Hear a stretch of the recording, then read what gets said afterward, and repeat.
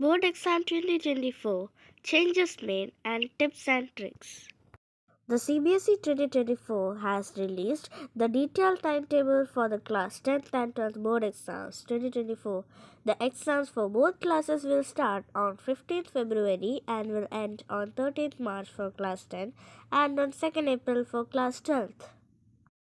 The CBSE Board Exams 2024 for classes 10th and 12th will be conducted as per the revised pattern. The question paper will have an increased number of MCQs and more questions of competency level are included. Thus, there will be a lesser number of short and long answer questions as compared to previous years. Advantages of competency based questions. The competency based questions intend to promote the students' higher order thinking levels. It helps to enhance the social and emotional skills among students. It prepares students for global competence. It enhances students' critical and analytical thinking and problem solving abilities that are vital in the competitive world. How to prepare for competency based questions. Try to study each topic with complete understanding and clarification. Broaden your thinking abilities beyond academic curriculum. Read the given questions carefully before arriving at an answer. Read the given statements or paragraph at least twice to clearly understand the situation. Practice similar questions of the same format. Tips and tricks to learn. Cover your syllabus on time.